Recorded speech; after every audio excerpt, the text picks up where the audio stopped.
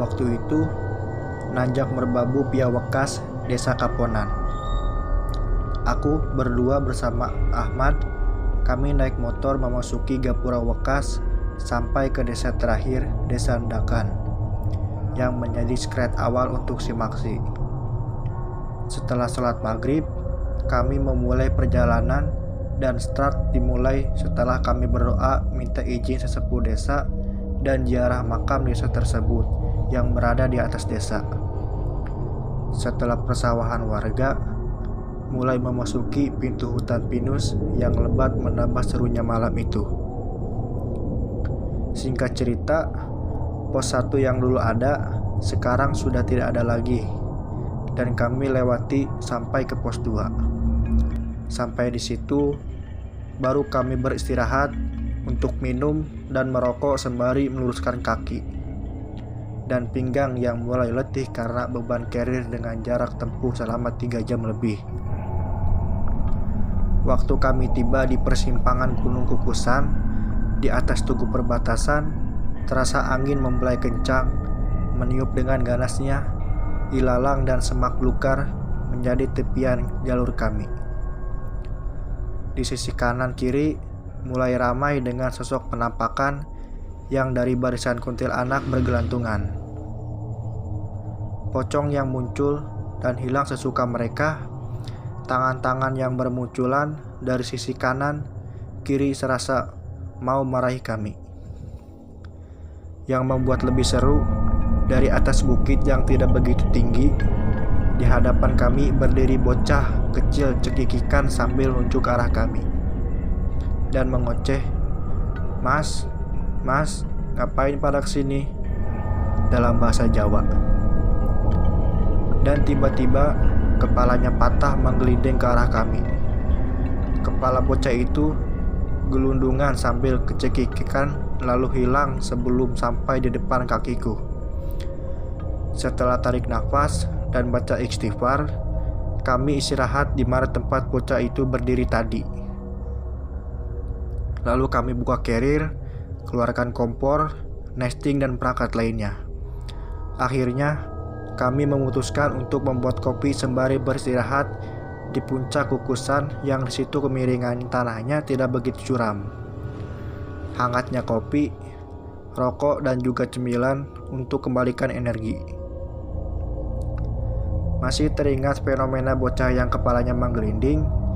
Tiba-tiba Ahmad berlari ke salah satu pohon yang bentuknya melengkung seakan pohon itu sedang ditindihi dengan beban berat.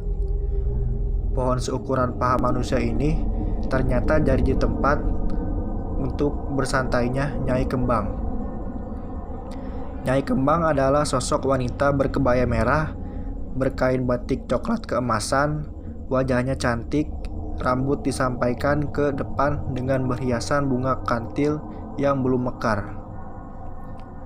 Kemunculan Nyai Kembang ditandai dengan angin yang menerbas wewangian bunga kemboja atau kantil. Ahmad menghampiri sosok itu dengan berdiri dengan tangan sedekap ke dada kepala merunduk. Interaksi mereka cukup lama sampai kopi Arman dingin. Setelah usai berinteraksi, Ahmad kembali duduk kemudian menyeruput kopi dan bercerita. "Ada penglihatan di atas. Sedikit lagi persimpangan sampai, bro." "Terus, kenapa Ahmad?" jawabku. "Kalau mau melihat pendaki yang tidak pernah bisa keluar dari dukuh atau desa gaib, di situ pintunya," jelas Ahmad.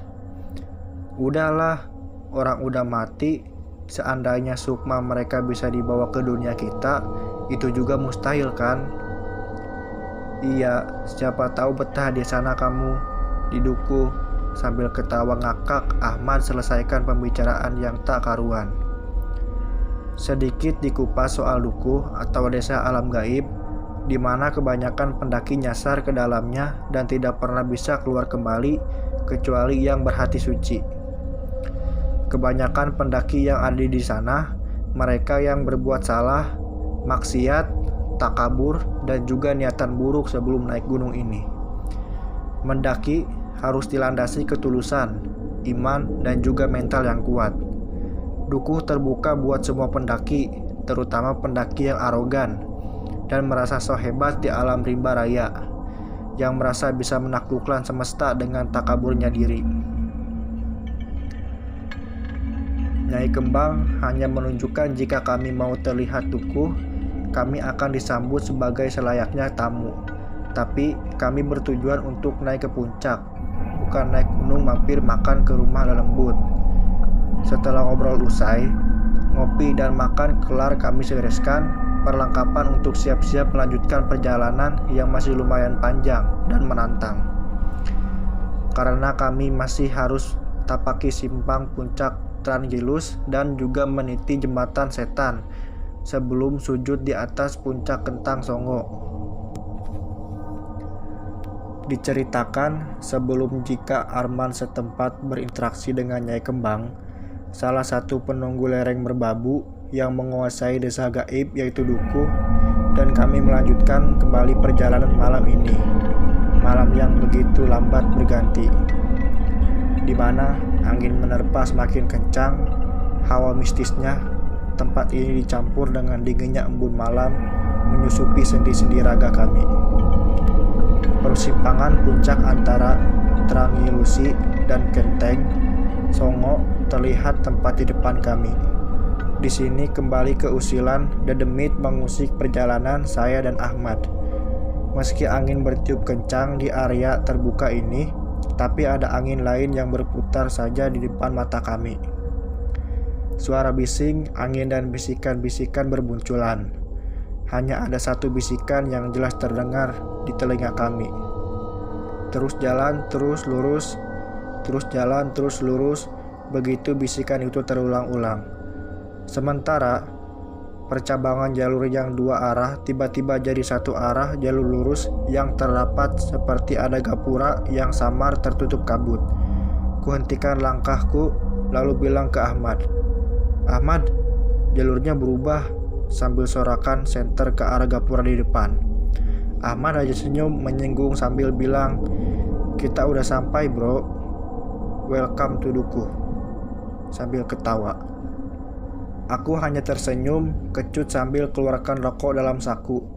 Dan tiba-tiba perasaan gak enak banget. Merinding di tengkuk leherku tebal sangat.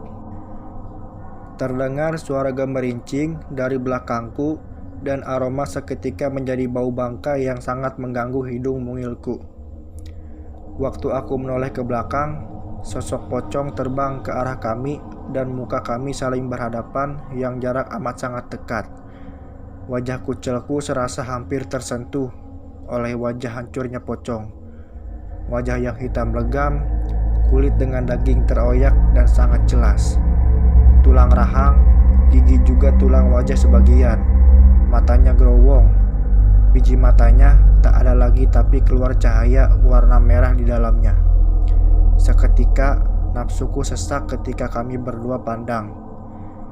Hingga Ahmad menarikku mundur menjauh agar tidak diludahi oleh pocong yang membusuk itu. Masih kami pandangi sosok ini yang gerakan kepalanya menoleh ke arah kami, namun gerakannya patah-patah. Selang beberapa lama, dia terbang masuk ke gapura jalur itu lalu menghilang.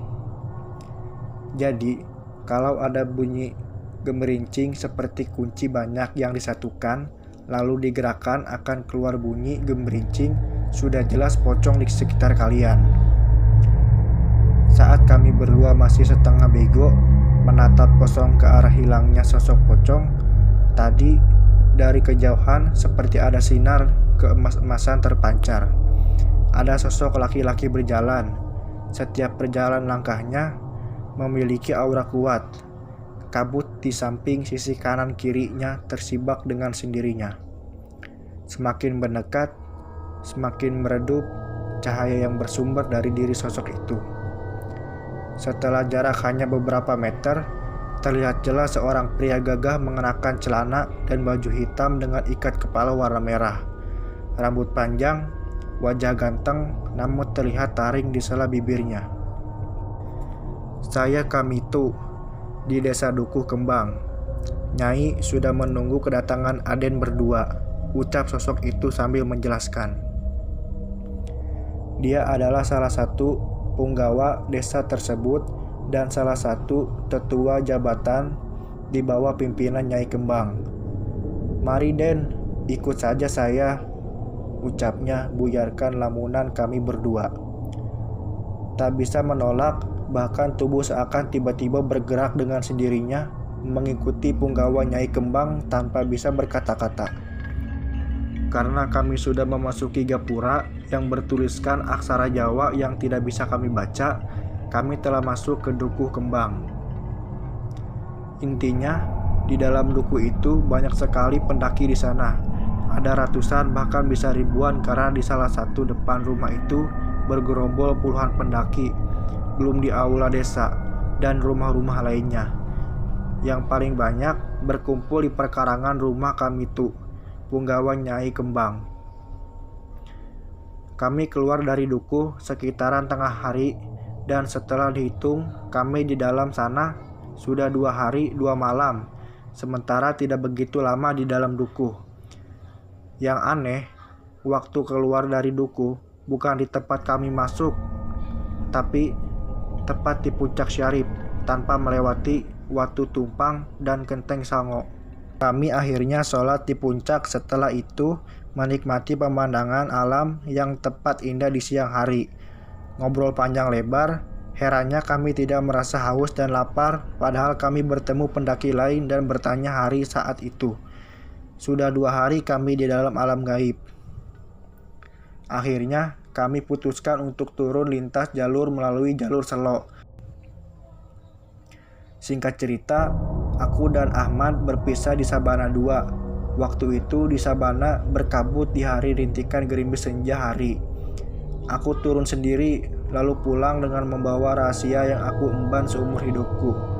Dan cerita ini saya spesialkan untuk sahabat saya, Ahmad, yang sampai sekarang masih di atas berbabu. Saya tidak dapat menjabarkan di dalam dukuh yang saya lihat dan kenapa Ahmad memilih tinggal di Merbabu. Semua itu karena sahabat saya berpesan untuk cukup saya saja yang paham akan pilihannya. Pihak keluarga ikhlas melepaskan Ahmad, sempat pulang dan menginap 1 malam untuk menjelaskan pilihan dirinya waktu di malam ke-40 hari. Dunia itu pilihan, kita cukup menghormati dan menghargai.